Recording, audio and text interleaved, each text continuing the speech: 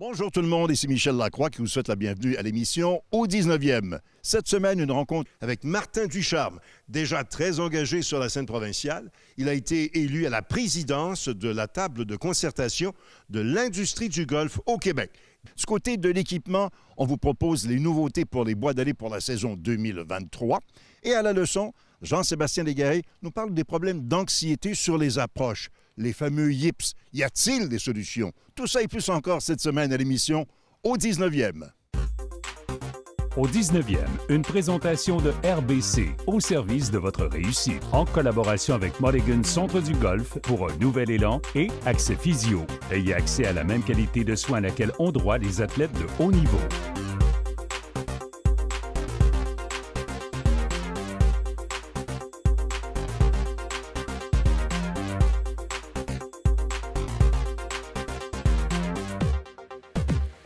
En compagnie de Martin Ducharme, nouveau président de la table de concertation de l'industrie du golf au Québec. Martin, merci d'être là. Merci de l'invitation. Tu succèdes à François Roy, qui avait ce poste de président en 2022. Avant de parler de cette nomination, Martin, quel est le rôle de la table de concertation? Qui siège autour de cette table et c'est quoi son rôle? Bien, pour bien comprendre la table de concertation, ça a été mis sur pied en 2012. Donc, on est quand même à la 11e année de la table de concertation. Ça réunit l'ensemble des associations de golf au Québec. Mais pour bien se rappeler un moment marquant des gestes concrets de la table de concertation, il faut penser au moment de la pandémie. Ouais. Donc, on s'est tous réunis ensemble, on a tous collaboré ensemble, on a tous travaillé ensemble, puis on a défendu l'industrie du golf. C'est ce qui a fait que ça a été le premier sport qui a été déconfiné. Donc, c'est un travail commun de la table de concertation. Tu es maintenant à la présidence. Oui. Ça représente quoi pour toi?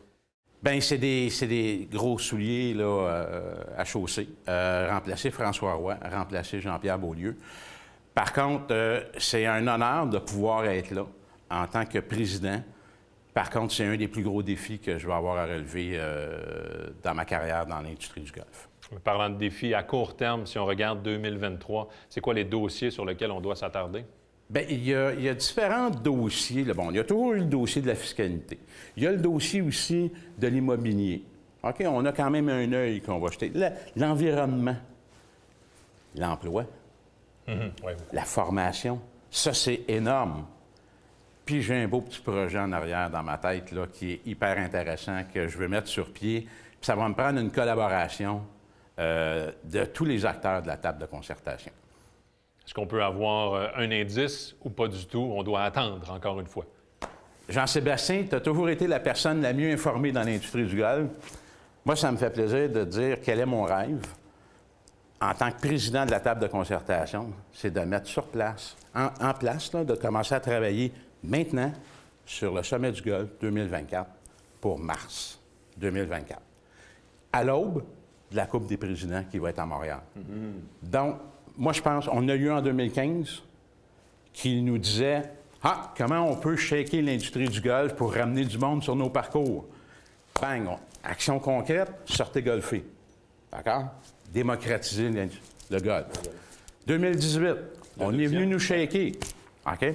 Puis je me rappelle d'un conférencier, Carole Alain, qui nous disait « Attention, là, vous allez frapper un mur. Okay? La prochaine génération. La pénurie d'emploi, la prochaine génération, puis les jeunes, comment travailler. » Hey, on riait tout, hein? Puis on avait toute la tête dans la trappe de sable dans ce temps-là, en 2018. On arrive en 2023, bang, on vient de frapper un mur.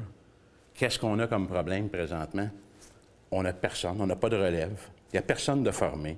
Tout le monde cherche des surintendants, des adjoints surintendants, des directeurs généraux. Regarde, on est pris partout. Il faut réagir maintenant. Et mon rôle à la table de concertation, ça va être de réunir toutes ces associations-là, puis d'arriver avec un plan concret qu'on va être capable de présenter au gouvernement, puis de dire, on met en place une école pour le golf. En français, en espagnol, puis en anglais. OK? On ne parlait jamais de l'espagnol auparavant. Puis on a besoin de ces gens-là. Il faut les former, puis c'est notre relève. Donc ça, c'est un plan vraiment, non seulement à court terme, pour 2024, parce que ce sera une saison importante pour le golf, oui, mais c'est sur les 5-10 prochaines années également. Oui, mais je ne suis pas quelqu'un qui aime traîner les choses. Moi, quand je m'implique dans quelque chose, dans un dossier, je veux que ça avance. Présentement, on a déjà des sphères gouvernementales qui sont avec nous autres, qui sont là. On s'est associé avec l'ITHQ, avec le CQRHT. M. Boulay à l'emploi, OK, est très sensible à notre demande. Le tourisme est très sensible à notre demande. Donc, l'industrie du golf, là, c'est un gros morceau au Québec. C'est un gros morceau touristique, puis au niveau des sports. Donc, la ministre des Sports aussi est en arrière de nous autres. Il faut maintenant s'asseoir, parler ensemble, évaluer nos besoins immédiats. Pas les besoins dans 15 ans, là, il est trop tard. C'est immédiat. Il faut commencer à former. Idéalement, moi, j'aimerais ça que l'école soit en place pour hiver 2024. Qu'on puisse avoir une école avec des formateurs, que ce soit pour les professionnels, pour les enseignants, pour tout le monde qui touche tous les sphères d'activité, métiers dans l'industrie du golf. Il faut que ça se réalise maintenant. Martin, merci pour cette énergie et bon succès pour la suite. Merci pour l'invitation, puis bien hâte à ce qui s'en vient. C'est le temps de la question quiz, question piège, revue hebdomadaire des règles et étiquettes. Et on parle cette semaine des sentiers réservés aux voiturettes sur les parcours de golf et qui sont considérés comme des objets inamovibles. Oui, et ça, ça signifie qu'il y a une procédure à suivre pour avoir un allègement sans pénalité. Par contre, il y a différentes étapes et parfois elles peuvent porter à confusion. Voici donc la question quiz de la semaine. Quel énoncé est vrai lorsqu'une balle se retrouve sur le sentier à voiturette? Est-ce A, le golfeur doit laisser tomber sa balle le plus près possible à l'extérieur du sentier? B, le golfeur peut décider de frapper sa balle directement sur le sentier? Ou C, le golfeur doit calculer 2 longueurs de bâton à partir du point original? La réponse, après la pause. Avant la pause, on vous a demandé quel énoncé est vrai lorsqu'une balle se retrouve sur le sentier à voiturette. Eh bien, la réponse est B. Vous pouvez jouer la balle directement là où elle est. Par contre, c'est un bien y penser, Michel, parce que dépendamment de la surface sur laquelle on se trouve, il y a un risque d'abîmer les bâtons. C'est donc dire que l'allègement n'est pas obligatoire. Mais si vous optez pour cette option, sachez toutefois que vous n'avez pas le choix de l'endroit pour effectuer l'allègement. Ce qui est important, c'est de d'abord prendre position complètement à l'extérieur du sentier de chaque côté. Une fois que c'est fait, vous serez en mesure de voir de quel côté vous devez aller. Si l'option vous désavantage, l'option de frapper la balle sur le sentier en est une. Dans le cas contraire, où vous décidez de prendre l'allègement, rappelez-vous que vous avez droit à 1 longueur de bâton depuis votre position si vous prenez l'allègement. Mulligan Centre du Golf présente la capsule équipement. Mulligan Centre du Golf pour un nouvel élan. Chronique équipement en compagnie de Sébastien Sirois, maître ajusteur chez Mulligan Centre du Golf. Sébastien, deuxième chronique où l'on parle des nouveautés bois de lait. On s'attaque à TaylorMade et Callaway. On commence avec Callaway, avec 3 offres. Tout à fait. Exactement comme les modèles de bois de départ, vous allez avoir 3 modèles bien distincts. Le premier modèle est le modèle Paradigm X qui va corriger votre crochet extérieur afin d'avoir une trajectoire de balle plus droite. Donc, le plus facile à frapper. Tout à fait. Vous allez avoir aussi d'ailleurs le modèle Paradigm Triple Diamond. C'est un modèle où le poids est placé légèrement devant. À ce moment-là, ça va vous permettre d'avoir une trajectoire de balle plus basse. Ça prend d'ailleurs aussi une vitesse de bâton plus rapide. Mm-hmm. Et on termine avec le Paradigm. Est-ce qu'on va chercher le meilleur des 2 mondes? Un peu comme les bois de départ, finalement. Vraiment. Et les 3 modèles ont le OptiFit afin de corriger votre balle de haut en bas ou de gauche à droite. Selon vos préférences et vos tendances. Exactement. Surtout. Ce qui est intéressant, c'est qu'il y a énormément de technologies dans ces bois d'allée qui ont été récupérées des bois de départ. Mais on ne peut pas tout simplement réduire ces technologies et les appliquer. Et pour nous en parler, on écoute Michael Verscott de chez Callaway. Yeah, so new Paradigm Fairways borrow a lot of the same technology from the driver, but not just taking down the driver and shrinking. It's applied in the right way for fairway woods. So still use the forged carbon fiber on the sole, but you'll see it different. Might be different on the standard to the triple diamond to the X. So again, it's not just taking, we're just going to make it smaller, but how does that AI optimize each individual part? So the triaxial carbon crown to try to drive that CG lower. The cup face, we're getting all about speed with the jailbreak technology. And also new for this is what we call a tungsten speed cartridge. So this is taking a lot of that weight savings, driving it low into the place where it can optimize launch and spin for the specific player type. On termine avec TaylorMade. Avant de commenter l'offre 2023, on écoute le vice-président chez TaylorMade, Brian Basil.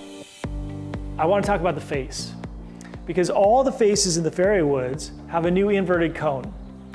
What does that mean? You can't see it, but it has a topography, a thick, thin, almost like a wave that goes through the face that allows us to take some weight out of the face and provide more speed on off-center shots. And each fairway wood, each loft, each model is all uniquely designed, specific for that one, to optimize it. And so when you get into the Stealth Core model, which is a little bit bigger head, 185 cc's, you got a speed pocket again, but we have that new inverted cone face, and all that weight is shifted low and back. So you get actually a little higher flight, you get a little bit more forgiveness, okay? But you don't quite have the adjustability in the hosel. Okay, and then in the HD, this is the most playable fairway wood, most forgiving one that we've measured in our lab. It's 200 cc's, it's a larger footprint. You set it down, it looks easy to hit. And so the inertia and the stability of this head is off the charts, very good. It has technology, speed pocket, carbon crown, twist face, they all have twist face, and it has the new inverted cone, like I said. So again, we're trying to take all that weight from high and bring it down low. So it is a 6-layer carbon crown. Again, in the 200cc head, it's a bigger carbon crown, right? So you're just moving more away from, if you made a 200cc head without that, the ball would just spin too much. You need to get that weight down, and we use those exotic materials to do that. The engineering behind this is extraordinary. It's taken a few years to get here. You can imagine the impact and the collision that happens. It's like a car coming up and hitting a wall. All that mass wants to move. You're gonna wanna move if you're sitting in the car. So engineering that weight to be able to be stationary, even when you're through that, that G-force collision of the face, was an engineering challenge. We have the right grooves in there, the right sort of locking mechanism to do just that. It took a little while, but we got there. Donc, Sébastien, pour l'instant, la face en carbone, ça demeure une exclusivité des bois de départ chez TaylorMade. Tout à fait. Le dynamisme au niveau de frapper la balle pour les bois d'allée n'est pas pareil, car la balle, c'est directement au sol. Ouais. Donc, peut-être que le carbone n'est peut-être pas optimal présentement. À suivre. Merci, Sébastien. Merci à toi. La semaine prochaine, on fait le tour des nouveautés des hybrides. Est-ce que vous en avez assez dans votre sac? Bye, tout le monde.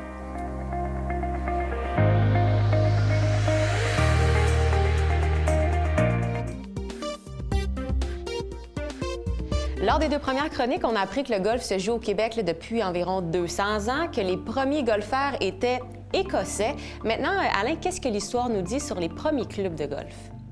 Alors, à l'époque, les clubs de golf n'existent pas. Les tout premiers golfeurs à s'adonner au golf à Montréal le faisaient dans des grands parcs urbains ou dans des grands champs. C'est vraiment le 4 novembre 1873 que des hommes d'affaires montréalais d'origine écossaise se sont regroupés afin de fonder le plus ancien club de golf en Amérique, le Montreal Golf Club, mieux connu aujourd'hui sous le nom de Club de golf Royal Montréal. Et on sait, Alain, que le Club de golf Royal Montréal n'est plus à cet endroit. Quelles étaient les raisons pour lesquelles on l'a déménagé, tout simplement? Alors, à l'époque, jouer au golf à Fletcher's Field était extrêmement dangereux, même si le club avait un bail en bonne et due forme avec la Ville de Montréal. Et il faut savoir que les golfeurs partageaient le terrain avec les citadins de Montréal qui, eux, fréquentaient le parc, soit pour faire des promenades ou faire des pique-niques. Alors, les administrateurs du club ont par la suite décidé de déménager tout simplement du côté de Dorval en 1897. Et depuis 1956, le Royal Montréal occupe un site sur l'île Bizarre. Je pense qu'effectivement, ça a été une sage décision pour tout le monde. Oui, en effet. Et le Club de golf Royal Montréal, cette année, célèbre son 150e anniversaire. C'est le plus ancien club de golf en Amérique, comme on a déjà mentionné. Et l'année prochaine, en 2024, le club va accueillir la Coupe des présidents pour la 2e fois de son histoire. Ce conseil est une présentation de Cobra Golf. Salut tout le monde. Cette semaine, on est en bordure du verre de pratique pour parler coup d'approche et d'un sujet difficile d'approche, justement, pour certains, voire tabou, les fameux yips. Ce mouvement involontaire durant un mouvement volontaire. Beaucoup de golfeurs et golfeuses utilisent le putter, le fer droit, à l'extérieur du verre, dans l'herbe longue. On veut éviter d'utiliser le wedge, le sand wedge, le cocheur de lob, pour effectuer une petite approche en douceur. Mais il faut attaquer le problème de front. Et bien souvent, on le fait avec des éléments techniques concrets. Position du corps, position des mains, armement, les mains à l'avant, au niveau de l'impact. Et tout ça, ce sont des éléments trop concrets. Et ce conseil s'appuie sur l'œuvre de Stephen Yellin, qui a fait d'importantes recherches au niveau neurologique. Plus on est dans le concret, plus le cortex préfrontal, qui est responsable pour les fonctions exécutives et le raisonnement, va intervenir durant le mouvement. Ce que l'on veut, c'est l'implication du cortex moteur qui est responsable du contrôle et de la fluidité. Mais pour ça, il faut faire appel à des éléments abstraits. Alors aujourd'hui, piste de solution d'un point de vue abstrait pour retrouver la fluidité aux abords des verres. Première étape, l'observation de la préhension au niveau des mains. Alors, sur une échelle de 1 à 10, comment je tiens le bâton? Est-ce que c'est 1? Est-ce que c'est 3? Est-ce que c'est 5? Peu importe, c'est votre chiffre. On demeure dans l'abstrait. Et vous allez tout simplement effectuer des élans de pratique en touchant le sol. Votre main haute, sur une échelle de 1 à 10, elle se retrouve à combien? Est-ce que c'est 5? Est-ce que c'est 6? Peu importe. Par la suite, vous allez effectuer le même travail avec la main du bas. Même chose. J'effectue des élans de pratique. Est-ce que ce niveau de tension change durant le mouvement? Peut-être. Peut-être qu'au niveau de la transition, on agrippe le bâton un peu plus fort. On observe. On est toujours dans la première étape. Deuxième étape, on combine les deux. Alors, si pour vous, on était à l'aise avec un chiffre de 5 sur 10, c'est votre chiffre à vous, je le rappelle, ce n'est pas nécessairement le mien. Je vais m'installer et je vais tout simplement tenter de maintenir cette préhension de 5 sur 10. Troisième étape, je vais m'installer au niveau de la balle, je vais fermer les yeux et mon intention est toujours de garder ma préhension à 5 sur 10 tout au long de l'élan. Rappelez-vous, avant de sauter à une autre étape, il faut maîtriser la précédente. Par la suite, on ouvre les yeux et on exécute le coup, toujours en s'attardant uniquement à la préhension au niveau des mains. Je veux avoir une préhension de 5 sur 10 tout au long de l'élan.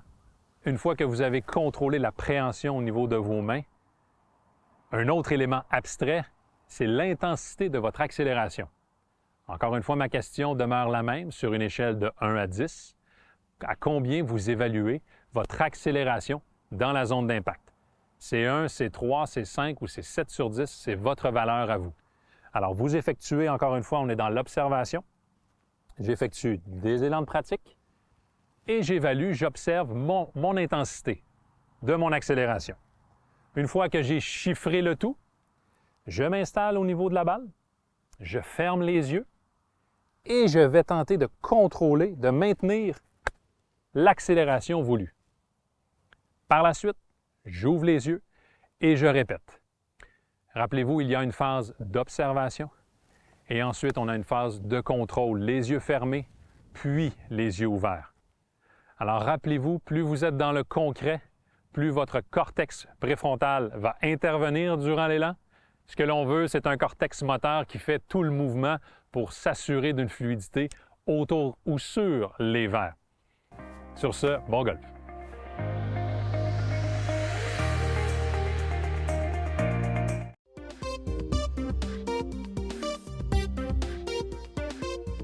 On est au lancement Adidas en compagnie de Brandon Wu qui est à sa deuxième année sur le circuit PGA Tour. Brandon, welcome to Au 19e, French-Canadian show.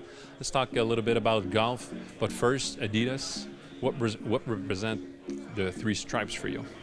Yeah, I think it's so cool as an athlete to be a part of a global sports brand like Adidas. You know, I think how everyone watching the World Cup this summer with Messi and Argentina bringing it home, and he's wearing Adidas. The whole team is wearing Adidas. So to be a part of that brand, and is just so cool for an athlete.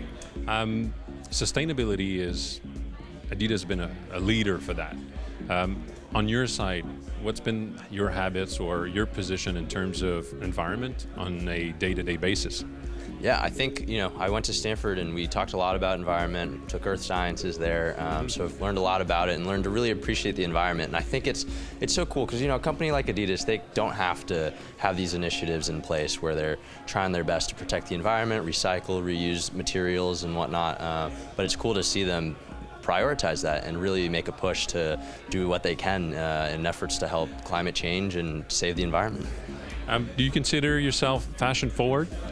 I think I've gotten a little bit more in in the recent years, but you know, being part of Adidas, it helps. You know, like they're always kind of pushing the envelope, so you know, you're like, that looks pretty cool. And yeah, I definitely think I've evolved the last few years as an Adidas athlete, so it's been cool. Second year on tour, you had prolific amateur career. You played on highest level on the world amateur tour. Now you're on the highest professional level. What's the difference? Yes, there's money, but what's the difference for an athlete? Yeah, so I think you'd be surprised. Like talent level, it's not a huge jump. You know, I think some of the best players in the world are obviously a little bit better at everything, but you know, I think that it's the mindset. You know, people on the PGA Tour are there to win, and they're there to win by a lot. You know, so it's very competitive. Everyone's, you know, there's no mistakes. You know, they make very few mistakes. They are always hitting good shots, and it's just very competitive. So it's exciting to be a part of, to be honest. You know, it pushes you to be better, pushes you to work really hard to try and compete with everyone, and it's fun competing all the time. You finished second earlier this season in Pebble Beach. At what point that kind of result change your set at goal, or you keep the same for the rest of the season? Yeah, I think, you know, same sort of mindset. You know, this year my biggest goal was to be a little bit more consistent, make more cuts, and so far I've done a good job of that. And early on, the weekends weren't really there. I wasn't playing well Saturday, wasn't playing well Sunday, so wasn't really finishing tournaments off. So it was really nice to Pebble to finally get that good finish. And but you know, it just feels like it helps reinforce your confidence a little bit, and keeps pushing you that you're doing the right things, and just keep going. Yeah. Like I said, I mentioned second year on tour, full schedule. Is there some player that you want to, you know, play with to try to pick their brains up? As a second year guy, there's probably still some challenges, right? For sure, yeah. I think, you know, it's been with all these veterans that I grew up watching on TV, the Justin Roses, the Jason Days. You know, it's cool to be able to play a little bit with them, compete against them, and yeah, I think year two, I guess just this week, it's super exciting. We just heard Tiger Woods is playing here in LA, so I'm excited to tee it up against him, with him, you know, so it's been great. Well, Brendan, all the best for 2023, and thanks for your time. Yep, thank you so much. C'est déjà tout pour l'émission au 19e. La semaine prochaine, à ne pas manquer une entrevue savoureuse avec nul autre que Mario Tremblay. Côté équipement, on va s'attarder davantage sur les bâtons hybrides, les nouveautés pour la saison 2023. À la leçon, Debbie Savamorel va se rapprocher du verre encore une fois. Comment jouer depuis l'herbe longue à proximité des verres. Tout ça et plus encore la semaine prochaine à l'émission au 19e, là où on entend évidemment les meilleures histoires de golf. Au 19e vous a été présenté par RBC, au service de votre réussite. En collaboration avec Mulligan Centre du Golf pour un nouvel élan et Accès Physio. Ayez accès à la même qualité de soins à laquelle ont droit les athlètes de haut niveau.